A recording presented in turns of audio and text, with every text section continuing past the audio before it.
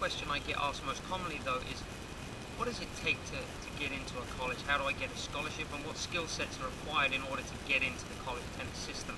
I worked as an assistant coach at the University of South Alabama for a year, so I have some insights into that.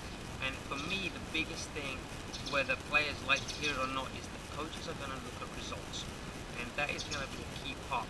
So they're going to be looking at your results, and a lot of that is going to determine your scholarship. Now obviously on the women's side, getting a full scholarship is a lot easier because there are more scholarships available due to Title IX.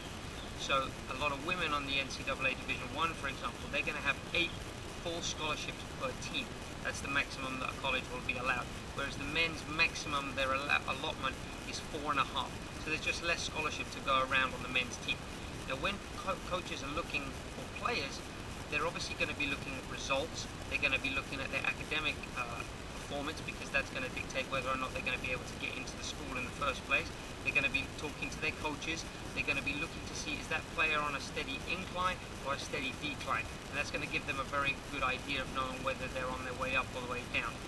And they're going to get references from other players, from other coaches, and a lot of times they'll ask for YouTube videos, or in a lot of cases now, they'll actually fly out to tournaments to watch the players practice or play in matches so that they can get a feel for themselves about the player's ability.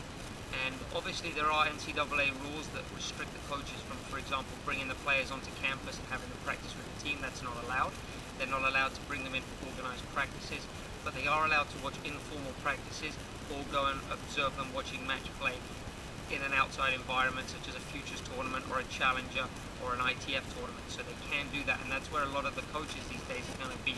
They're going to be out there watching these players in match situations.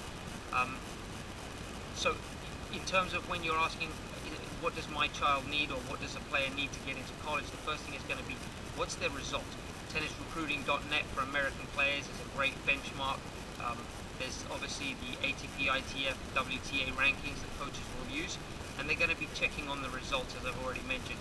They're going to ask them to show them their high school transcripts to make sure that they're going to be able to get into the school. That's going to require a lot of students taking the SAT or even the TOEFL exam, which is the teaching of English and foreign language for foreign players, or the IELTS exam, which is a similar exam. They're going to have to go through the whole NCAA clearinghouse, or eligibility center as it's now called, and that's going to be a big part of it as well. So once the player gets cleared, then the coach is going to really start looking into the tennis and what can that player bring, tangible and intangible, to the team. So the results, and what kind of personality do they have? Are they a leader? Are they a follower? Are they a hard worker that is going to improve the level of the rest of the players on the team?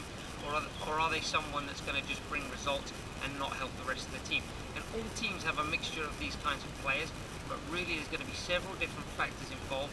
But I would be lying if I didn't say that results are going to be a very important part of that.